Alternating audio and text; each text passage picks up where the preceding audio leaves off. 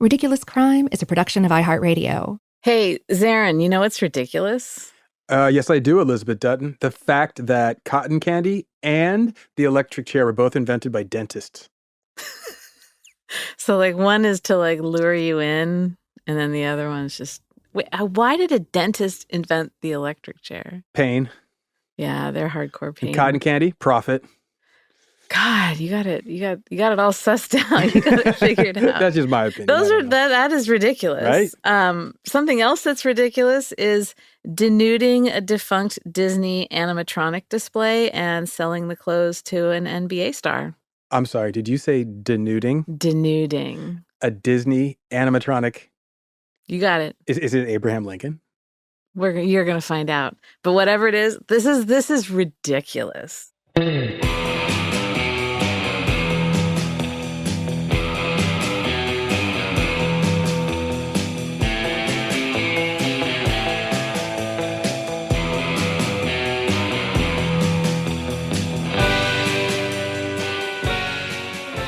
This is Ridiculous Crime, a podcast about absurd and outrageous capers, heists, and cons. It's always 99% murder-free and 100% ridiculous. So, Disney animatronic. Hit me with it. You know, there are Disney people, and there are, Disney apathetic people, I suppose. But there are Disney people and non-Disney people. Disney agnostics. I'm not really a Disney person. Does that surprise you? No, not at all. I have family members. My uncle and his family, they love Disney. They go on Disney cruises. Now that I could see. Yeah, they're all about it because it's they can just unplug and everything is always kind of the same. Do you ever ask them about these Disney cruises? Are there, I don't know, a giant Mickey and Minnie walking around on top of the deck? I'm going to be honest with you, the less I know, the better. I think that's probably the best bet. So, but I have a friend from high school who's really hardcore into Disney, and she and her husband, I think they got married at Disneyland. They go on they're 5K and 10K runs that they do. Getting married at Disneyland, that's like a double commitment. Yeah. Yeah. That's do you have to dress up like a princess? You can get dressed up like Goofy if you want. It's your wedding. True. Well, they're Disney super fans, people who dress up as Goofy and I don't know, Boba Fett for their. Is that a Disney thing now? Now it is. Now that they bought Star Wars, yeah. I got my finger on the pulse. Oh, completely. So there are people who will go to great lengths to have a part of the happiest place on earth, in their life. Mm-hmm. Are you a Disney person? You're Disney adjacent. I'm Disney. Yeah, that's the best way to put it. Disney and I have our own weird personal history. That's a whole other issue. But my family, they love Disney. So my sister used to always want to go there for birthdays and stuff. Now her children like to go there. I just took my niece down to Disneyland for 2 days. Let me tell you, that was 2 days too many. So, but you like all the Disney stuff. I like it through her eyes, yeah. Through the kids. It's fun through a kid's eyes. Yeah. Okay. So, but we both have a passing understanding of Disney stuff. We've both been to Disneyland. Have you ever been to Disney World? Yeah, I've been to both. Okay, I've not. Yeah, I've never been to any of the Disneylands outside of America, but I've been to both the World and Land. I've never been to Florida full stop. Wow. You right? lucky person. I know. No, my family lives there. I'm not going to give Florida a hard time. Just a medium time. But so this is about Disney World today, not about Disneyland. So Disney good distinction. World. Okay. So I want you to transport yourself using the power of your imagination, much as Walt himself would want you to do. The Imagineering. It's happening. And so it's summer in Orlando. I can almost feel the bugs. Right? Orlando nights. 2018. It's nighttime. You can hear the evening song of the crickets, the various swamp creatures that are lurking in the dark. Florida. Exactly. And so you have this going on. You're in Orlando. You're at around the outside, the perimeter of Disney World. And these two baby-faced yet bearded cousins in their early 20s. And I am completely serious when I say that they look like the human sons of some of the Seven Dwarfs. Like, no joke. Were they a little bit height deficient? No, I mean, they looked like maybe like average height, a little bit on the shorter side, but their faces, these guys, their faces are like half biker, half Disney dwarf. They're like baby biker. Yeah, like Disney dwarfs kind of look like baby bikers. Yeah, right? Now that you mention it. Yeah, so that's what these dudes look like. They've kind of got like rounded nose and apple cheeks. They're creeping along. They're sneaking into the Wonders of Life pavilion at Disney's Epcot theme park. And they're tiptoeing toward a vacant attraction. It is the defunct Cranium Command attraction. Okay. So Cranium Command, they opened it in 1989.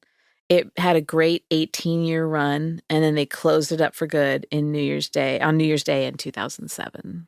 Okay, wait. What the heck is a Cranium Command? I mean, that sounds like a head thing, right? I mean, yeah, it's like a really silly attraction where people are piled into this really narrow room that had carpeted walls. Always a good look. Which is like a little terrifying. Yeah, totally. You go to a theme park and you want it to be sort of like slick and modern, and instead they're just like, come into our panic room. We vacuumed these walls. You hope. And so they watched this movie called Cranium Command. And Cranium Command is this like oddly militaristic agency that's responsible for operating human brains. I'm so confused. It's not a documentary. Okay. It's animated.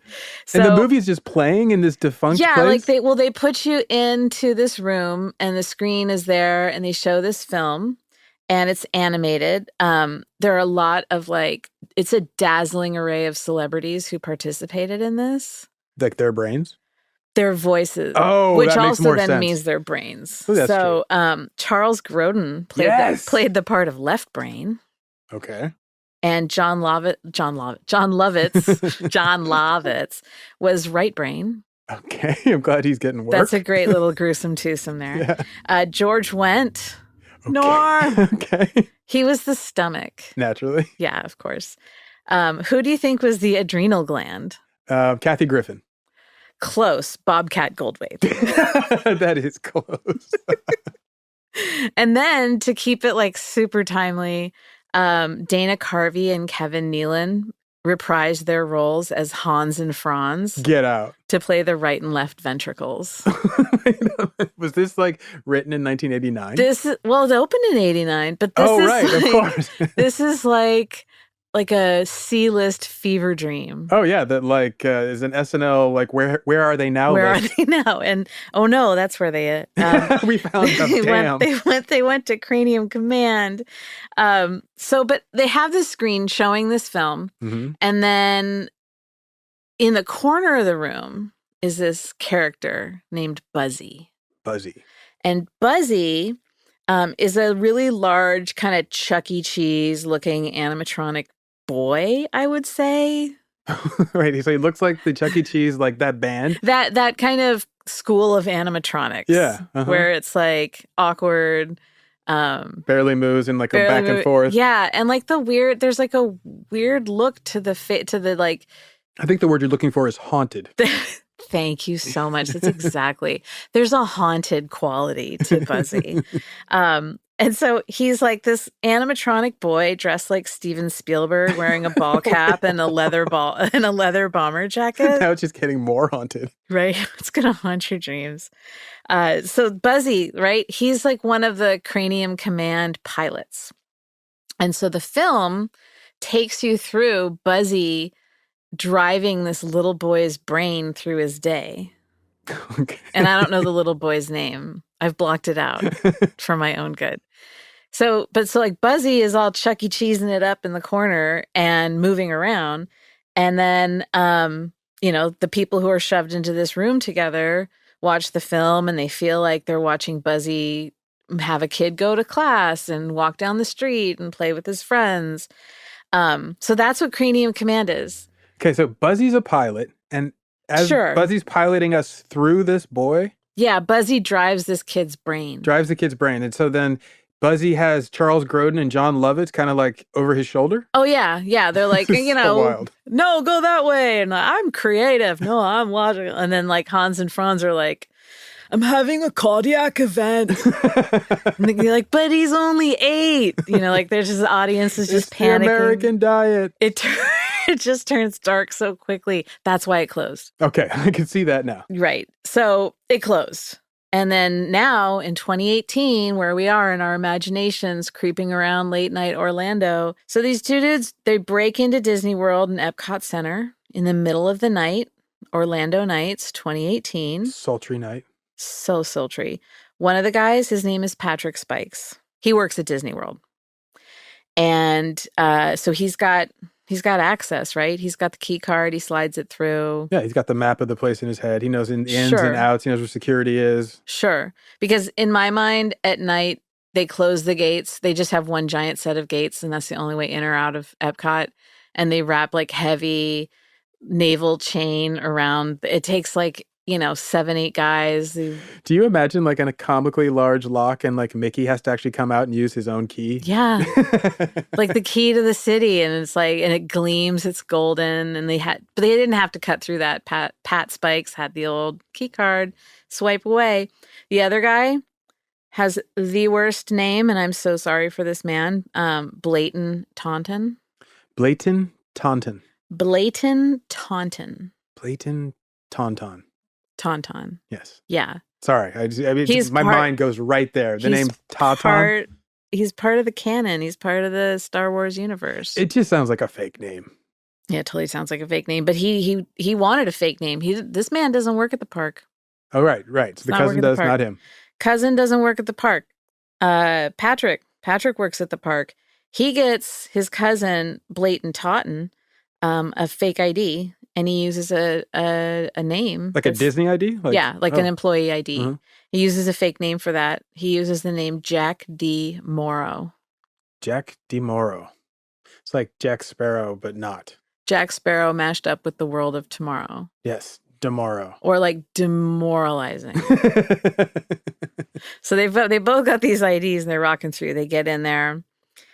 What do you think they do? These two little sprites when they get in there. They finger paint the walls. Yeah, do they go nuts? Like I'm wondering, did they dance? Skipping around, holding hands? Did they skip around? Did like a music montage start of them just enjoying their times and like punching their fists in the air in excitement? Did they just snap some cool pics? Did they do it for the gram? Well, who knows? I think they did, but they actually did some illegal stuff too. Yes. And that's why this is a ridiculous crime. So let's take a break, and I'm going to come back, and I'm going to tell you all about the ridiculousness of this crime. Cool. Back in a flash.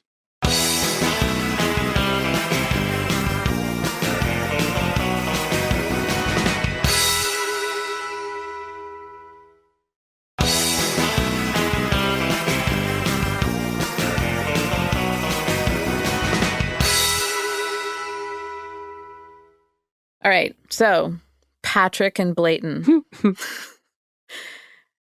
they creep around and they make their way to the Cranium Command exhibit. Okay. They're on tiptoe the entire time. They get to the 300-pound Buzzy installation. So I told you it's like a boy pilot, but it's huge. Yeah, it's a 300-pound boy pilot. Wearing a giant Steven Spielberg leather bomber jacket and a giant baseball cap. Hanging out with John Lovitz. Totally. So they get to Buzzy and they very gently remove his headphones and remove his hat in a seductive manner. Okay. I guess. I don't know. I wasn't there. So they're not attached. They actually can. That's wild. Like it's legitimately like they have like a skeleton of this animatronic Buzzy. Mm-hmm. And then they put the flesh on it. The rubber flesh. Flesh, my boy. Well, because at one point someone stole Buzzy's hands and they were just like metal, the underpinnings. Mm-hmm. Who knows? They never recovered Buzzy's hands. But anyway, so they have like a rubber flesh suit for Buzzy.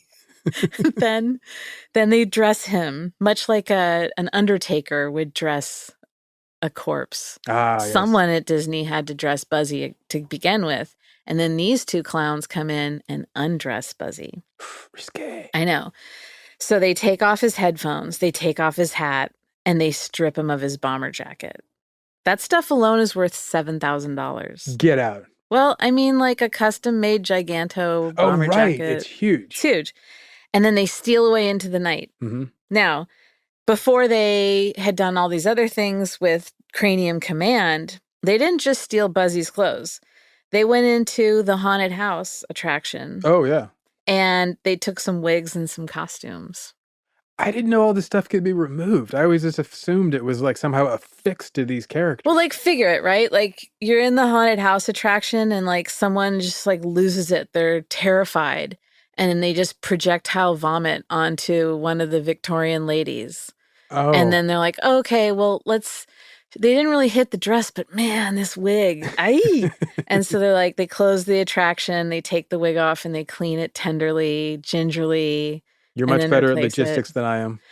I have a problem where I like to imagine horrific scenarios and I let them run in my head in vivid detail with logistics. It's what the docs call spiraling thoughts.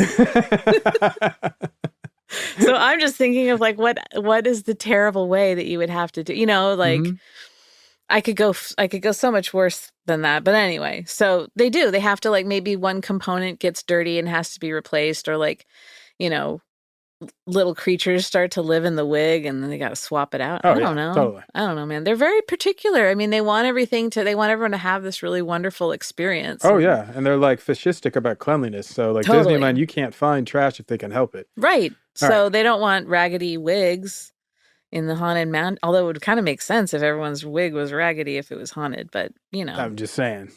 We have to keep the shine on it. So that's a classic attraction, the haunted house, right? Word. But like, what's the story with Patrick Spikes? Yeah, let's get back to Patty.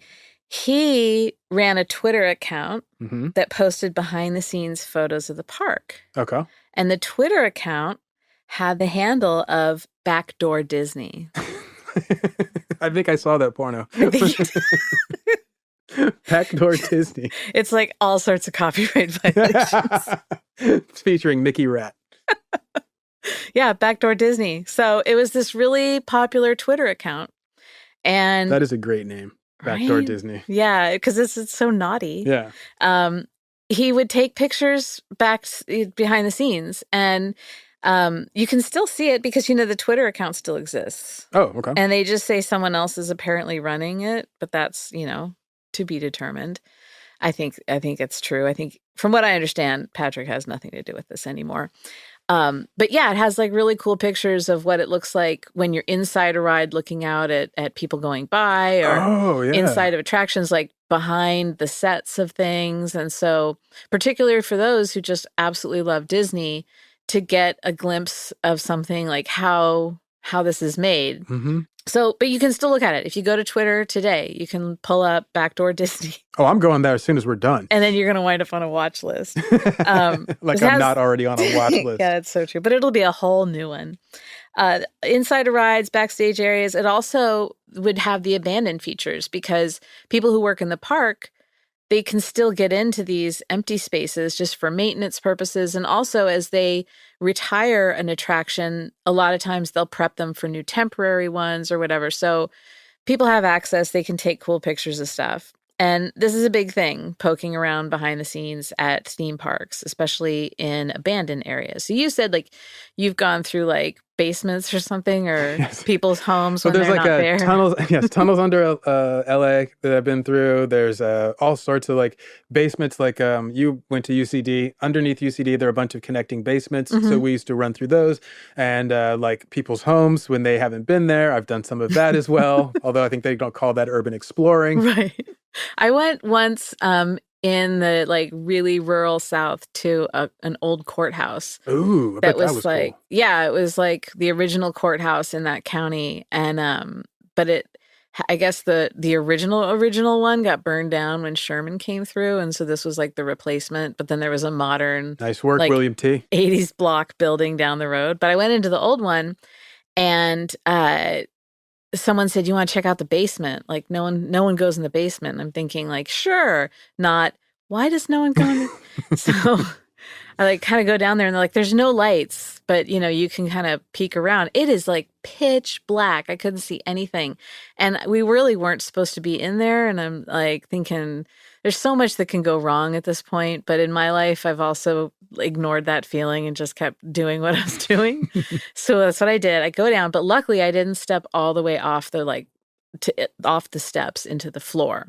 I went down to like the last step and it was so ink black. I couldn't see anything. I get my phone out and I take a bunch of pictures with the flash on. But like, you know how like you go from that darkness to the flash, you can't really process it. I go back upstairs and I look at them and there's like 2 inches of water on the floor and a bunch of snakes. Oh, God. Oh, yeah. I knew that would do it for you. Oh, and then all this like equipment along the one wall that's like from an abandoned optometrist's office of like eye measuring machines. So you found the gates to hell. I totally did. And I'm going to start charging admission. So that's my urban, if you want to call it, exploring experience. But so a lot of people do that, right? So we have all these urban explorers and they go into these abandoned areas like these guys do. They take photos. They post them on Twitter, on backdoor accounts. And then some of them, they take trophies with them, much like a serial killer would take a trophy. And in the case of Patrick Spikes, he turned those trophies into profit. Oh, go on, Mr. Spikes. So Spikes, he trafficked in stolen Disney goods on eBay. How the hell do you pull that off? I mean, I figured Disney's on it. We know about him. Oh, that's right. So, like, he wasn't just stealing. He was a fence for the Disney dark market. Oh, man. Right. Patty. Oh, Patty my boy. And Blayton or whatever your name is. So he's stealing all this stuff and he's flipping it on eBay. You know, a good customer of his, you know who that was? I'm going to guess Sebastian Gorka. Sebastian Bach from Skid Row. Oh, of course. No, not him. Okay. NBA player Robin Lopez. Okay. Big Disney head. Okay. Total hardcore Disney freak. So he's buying black market Disney goods off of eBay. Mm-hmm. He bought Buzzy's outfit. Oh, wow. And I'm wondering, is it because that's how he could get a bomber jacket that would fit him? He pays $8,000 for Buzzy's outfit. The headphones, the hat. And what are you going to put it on? And pretty much like, what do you have that's big enough? That's what I want to know. Does he like frame it in a shadow box or something? Is it hanging? Does he wear it for special times? Does he sleep underneath it? Does he sleep in it? Yeah. I don't know. That was never revealed. He didn't just buy Buzzy's outfit. Like, he was a good customer on eBay. He bought a couple of signs from the park. And then what I really like is that he bought a Disney employee uniform from Patty Spikes. Okay. So wait, an NBA player who I am assuming is tall. Yeah. Bought a Disney uniform. The employee uniform. Mm-hmm. He makes good money. Why couldn't he just have one made? He wanted the authentic thing. He wanted the sweat. He needed Disney sweat in it. He wanted the Disney particulate matter. Like, he wanted the real deal. I mean, it's like, yeah, like, okay, I could just go buy a baseball and say this was, hit by, I don't know, Reggie Jackson. And look, I have it. Or I could have Reggie Jackson sign a ball and be like, yeah, he hit whatever. He wants autentico. He wants the real deal. But this has me wondering, what is he doing with it? What's he doing with this? You and me both, sister. Is it something like how, athletes like frame their jerseys and stuff? Like, does he have it framed hanging in his sparsely filled mansion? And I don't know. So anyway, he buys the employee uniform. Maybe he puts it on and prances around the house and it's like short shorts because he's so long-legged and it looks like, big guy, little vest or whatever. Yeah, big guy, little pants though in this case. Yeah. And then remember the wigs and the costumes from the haunted house, right?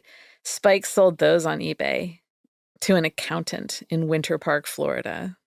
Wow. Okay. $8,900. Get out. Yeah, almost $9,000. I am in the wrong business. Right. The dress alone was $1,000. Wow. Now, what's that guy? What's that accountant doing with that? Yeah, well, we got all sorts of questions about the Disney fans, but I mean... And no judgment, you know? But, like, maybe he meets up with Robin Lopez at, like, premier Disney Insider events that they have at, like, palatial estates.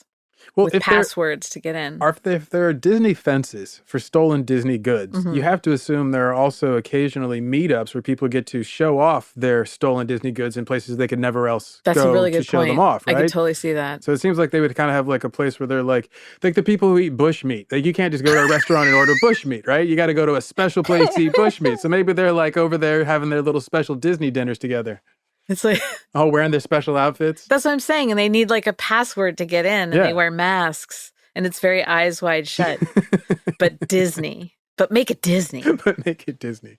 So like all these hijinks are going on, but you know what? Pretty soon Disney realizes their stuff is gone. Oh yeah, you're never getting one over on the Mouse House. No. They file a police report and Orlando's finest get on the case. Oh, they should have filed it with the Disney police. Do they have they have a security? Do they have a Disney jail on site? I don't know. I would assume so. I think people get arrested and put in that. I know that the Philadelphia Eagles have a jail in their stadium. Really? Because their fans are so wild, but... There has to be a Disney jail. Yeah, I would assume so. I'm going to tell people that I've done a dime in the Disney jail. And that's why I do a dime standing on my head in the Disney jail. Exactly. So Disney's upset now because they realize my stuff's gone. Oh no! Oh no. That was Mickey. It was a bad Mickey, but that was But it Mickey. was Mickey, let's be real. So I'm going to tell you the next part of our saga when we come back from this commercial break. All right, I can't wait.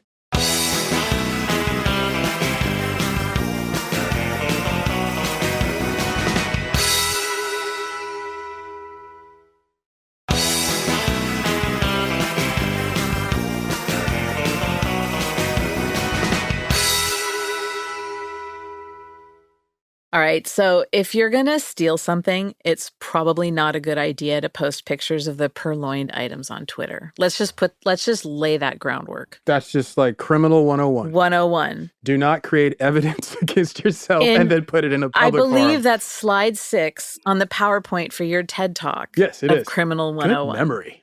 I have it totally seared into my brain. Yeah. Slide 2, don't talk to the cops. I have a good memory. It's all the bushmeat. All that protein in the bushmeat. So, and also the place, I would just say, as a casual observer, the place to sell high profile goods is not eBay. No, it's Depop. Everyone knows this. Or the trunk of something at a flea market. Well, yeah. If you want to get away with it. But the big ticket items, no. Yeah. No. Depop it is. No, this guy goes to eBay, right? Now, Disney, famously litigious. Oh, yes. They don't mess around. No. They're a juggernaut. No. A cultural juggernaut. And they want to protect that. Over the years, their legal team has filed so many suits. And I'm going to give you some highlights of some of my favorites. Yes. You know how I love lawsuits. You are a lawsuit fanatic. One time they sued a preschool over a mural that featured Mickey Mouse, Donald Duck, and Goofy. I literally was about to make a joke that if you paint a drawing they don't like on your school, Disney will come and sue you. And they did that. They did it. I literally was going to make that joke. They did it. They totally did it. And then I just, the kids were probably standing there weeping while the custodian guy is slowly painting over it. Just erasing their dreams. Yeah. Or maybe instead of getting rid of it because it was such a huge effort, they just doctored it to make them slightly different to get outside of the copyright. Yeah. Extra legs and different colors. Mickey Octopus. Yeah. Octo Mickey. One time they sued a family-owned party business for using knockoff Winnie the Pooh costumes. Were they out there in their Minnie the Pooh and Geor? Well, but these must have been hand sewn costumes. So imagine you go to the party store, you're like, oh, we've got this huge costume party coming up, dressed to impress is what the invitation says. Mm-hmm. I'm going as Winnie the Pooh. You, sweetheart, are going as Christopher Robin, and we're just going to show out. But then your budget is in the way. So you go to this family-owned party business. They're like, don't worry about it. Mom can sew you up a little Winnie the Pooh costume. Do you have a bear costume and a short red shirt? That's all That's I all need. you need. Just like Porky Pig it around No with no pants, pants. baby. And then your picture is out there, and then they find out, they source it down. The Disney sleuths track down the business and sue them. This one I think you're really going to dig. Disney sued a lightsaber academy that offered Jedi training classes. I'm laughing. Unpack at the whole both thing. ends of that. The lightsaber academy. Like, do they have scholarships? Like, how do I get in? I have a diploma from the lightsaber academy. It's in Latin, which means it's really... in aromatherapy and lightsabering. The certificate of achievement in aromatherapy from Lightsaber Academy, an accredited institution. But they had Jedi training classes. Oh, wow. Think about the crew of winners in that class. I'm not talking about any children. I'm directing this purely You're at talking adults. about my friends. I know who you're talking about. I'm talking about you and your friends. My grown men friends You who and go your down friend- and want to play with lightsabers at Yeah. Disneyland. I understand what you're doing but I'm going to let that one go. Okay. Because they are ridiculous. They are, you know what? And there's nothing wrong with that. No judgment. They are my friends. Right. So these are these lawsuits. They just sling lawsuits because they got a legal department. Oh, do like they nobody's ever? business. They'll throw them around. Them and the Scientologist. Ooh, boy. They got Yeah. lawyers for days. Yeah, but like I keep that thing on me. with Disney, they do have a point. No, they got to protect the IP. Yeah. Scientology is just a different story. Right. So now they're going to come after you, by the way. So Disney also huge employer and source of revenue in Orange County, Florida. Oh, yeah. I have a theory about counties called Orange County Ooh, what is your theory? that I don't want to go there. So Orange County, New Jersey, Orange County, Florida, Orange County... New York? Isn't there one in New York? New York. Sorry, did I say New Jersey? New I York. think there's probably one in New York. Wait, isn't it New Jersey? Orange County, New Jersey? Or Probably. is it New York? I don't know. There's probably one in every state. Well, obviously the one in California, I know you don't like. Yeah. Now we're hearing that you don't like the one in Florida. No offense to Orange County, but I just... But all offense to Orange County. In all due offense. With all respect, too. But I mean, I don't know. It's just suspect. And they probably feel that way about me. Orange County Sheriff's Department, though, Mm-hmm. Orange County Sheriff's Department in Florida, they were hard on the case. Disney calls, they jump. Oh, yeah. Yeah. So it wasn't that tough of a case, though. It wasn't like we got to call in. Yeah, they have physical greatest evidence of the minds. photos, right? Homeboy was posting it all over Twitter. There was a total digital footprint for this. He's got eBay postings. They can tell who bought everything. So in December of 2018, so this happened like in the summer, December, they bring Patty Spikes in for questioning. And Patrick is being a total tough guy in the interview. It's like he's like kind of slouched down in his chair. Cops ask him about his car and whether there are pictures of the stolen stuff on his phone. Stone cold. He's like, I don't have to tell you anything. Yeah. Not afraid of doing a dime in Disney jail. He even says, like, he gets straight attitude with this sheriff's detective. He's like, this, I'm going to quote, All right. and I won't do a voice, but I will quote. How about this? I'm about to walk out, and if you guys want to talk, I'll come back with my attorney. How about that? No, don't go away.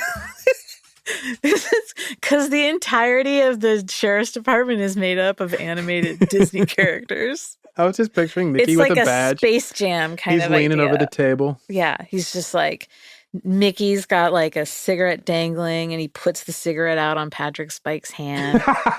He's playing hardball. I bet that hurt, didn't it? Like, how great is that? Where he's like, how about that? Like, okay, they know you have this stuff. They want to check your car. They want to look at your phone. And so the officer replies to him, okay, keep the car there. We're keeping your phone. Now, this panics Patrick Spikes. Oh, this is what does it. You can watch the video of this whole interaction. There's a video of... Oh, yeah. It's really good. So he panics, right? They're like, we're taking your phone. And he's thinking, Zoinks, you can't take my phone. Who knows what's on there aside from my illicit goods? So he grabs the phone and then gets into a scuffle with the cops. Wait, and he's under arrest at the time? No, he's in for questioning. Oh, he's in for questioning. But okay. even so, like if you're in an interrogation room at a police department, do you really think you're going to wrestle a cop and win? In the police station? Like in the police station, in the interrogation room. Let's say you do win the phone. You still got to get out of the police station. I mean, like I could do it. I could not. I could totally do it. Yeah, you could. But I don't. But you're just gangster. Do you know how many speeding tickets I've talked my way out of? Oh, I have no idea. Like, I know I've hit my, like, spiritual quota on them. I don't think I'm ever going to be able to get away with it again. What's your secret? The first thing you do is, you know, you have, like, radio off, hands at 10 and 2. When they come up. Put your gun away? I just shove my gun in my décolleté. I know, they come up and they'll say, like, you know, do you know why I pulled you over? Which is the most infuriating question ever. Really? Yeah. Like, oh, why am I supposed to tell you? You don't know? You're looking for an answer here, but like, okay. So I let that part go, wash over me like a smooth stone in the river. Mm. And they'll say, and do you know why I pulled you over? And I go, you know what? Yeah, I was speeding. And they're always shocked because no one ever admits it. And they're like, really? I'm like, yeah, you know, it's all me. Wait a minute. I've tried this. It doesn't work for me. Well, I think that you also have to be a white female with an ample bosom. Oh, yeah. I'm missing out 1, 2, 3 strikes on that one. I know. We'll work on that for you. But yeah. And then like one time I actually fed the line of like, you know what? My family is going to give me such a bad time about this because I am notorious for driving like a grandma and they're never going to believe I got stopped for speeding. And he thought that was absolutely hilarious. Warning ticket. Bye. Wow. Yeah. It's a whole different world. Now I do drive 55 now. I think I've run too close. I flew too close to the sun. You've done with your Sammy Hagar days? Yeah, I'm going to put that Sammy Hagar time behind me. So anyway, let's go back. Yes, I'm sorry. Let's go back to Patrick Spikes. Disney World. P. Spikes up in the interrogation room. Wrestling with cops. Who wins? The cop wins. Mm-hmm. Spikes then asked to call his mom after his tough guy routine. That was a quick pivot. Yeah. He's like pinned on the ground. He's like, well, then can I call my mom? And well, in this case, let's back it up. For this scene, he wears a retainer. Can I call my mom? Like that. Okay, that's what happens there. It's not happening, tough guy. Yeah, so animated Mickey Mouse has him pinned, like his knee in the center of his back, and he's like, and then Goofy's just like getting off on the whole scene, watching it, like loving it. Get him, bounce him up, Mickey. Patrick Spikes is like, can I just at least call my mom? Listen here, punk, you're not going anywhere. It's the best video. Get him, Mick. You're gonna get us sued by Disney for copyright. Come after me, Mouse House. We got a past. You know this. So there's this whole tussle, and the dust clears, and he says, "Can I call my mom?" And the cop says, "You're an adult, correct? You're not. You're not calling your mom. Stay here. You're an adult, right?" Devastating. He's a grown man. You're a grown-ass man, son. And so when the cop says that to him, like, what would be your response? I mean, if you survived a tussle with the cops. Oh, give me a second. Yeah. Okay. Yeah. So my response, thank you. Thank you, right?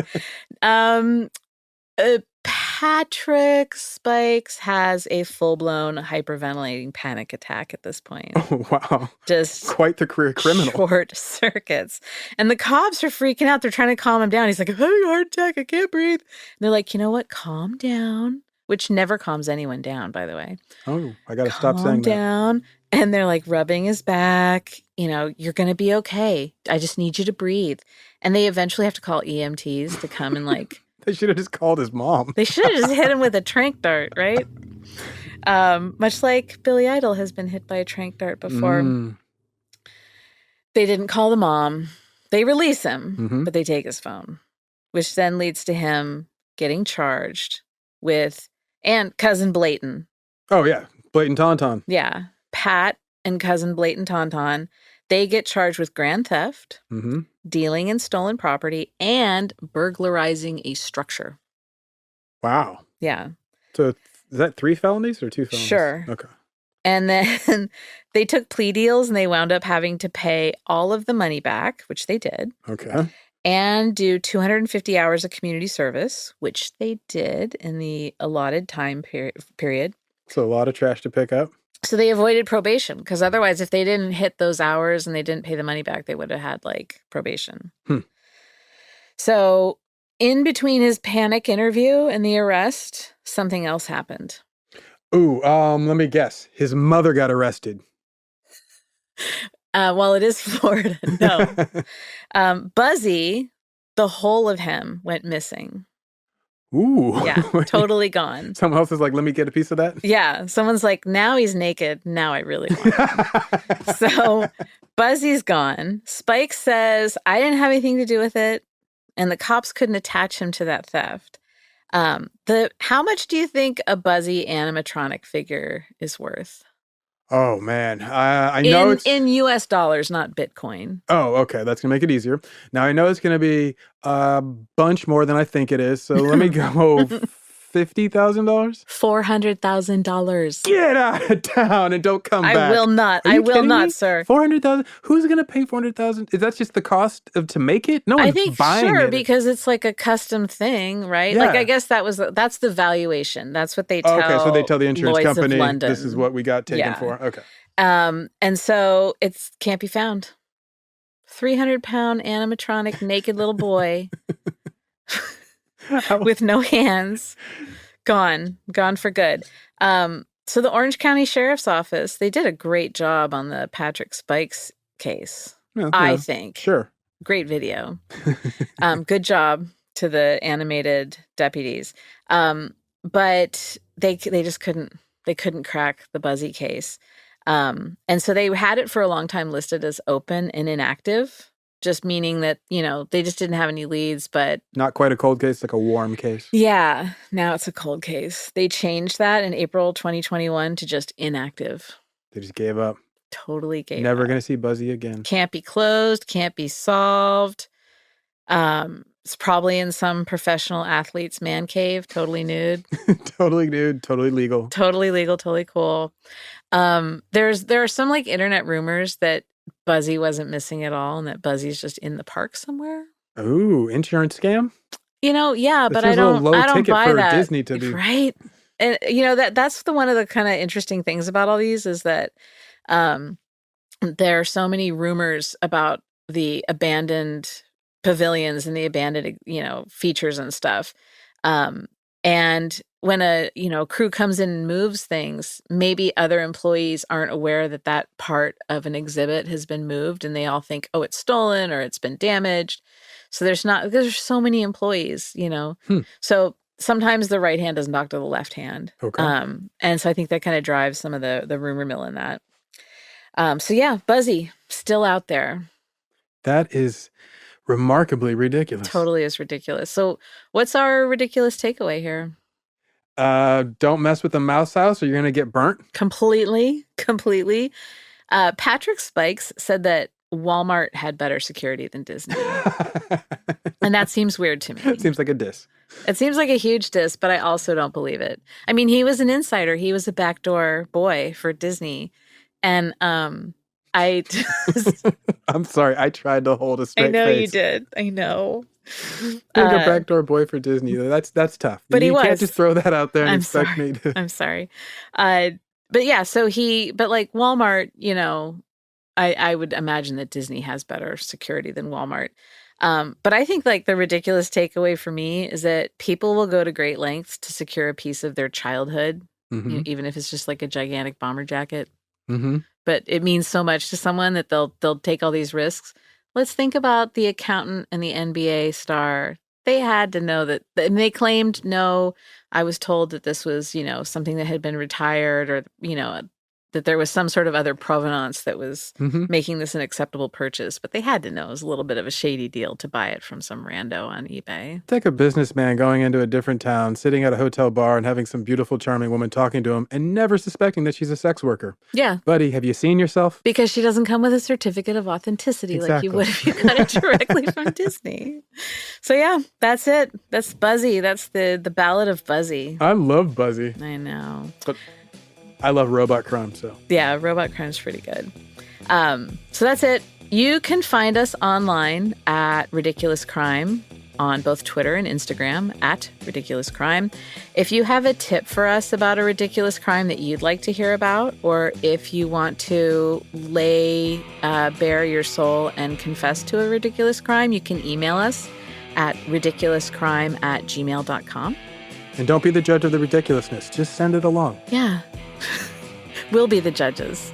So that wraps it up. That's enough Buzzy for me today. Excellent story. Thank you get the for telling next me. one. All right, I got the next one. And I got a doozy for you. Ooh-wee.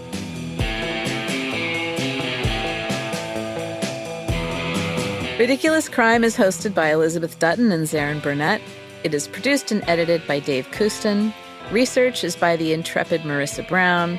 The theme song is by Thomas Lee and Travis Dutton. Executive producers are Ben Bolin and Noel Brown. Ridiculous Crime is a production of iHeartRadio. For more podcasts from iHeartRadio, visit the iHeartRadio app, Apple Podcasts, or wherever you listen to your favorite shows.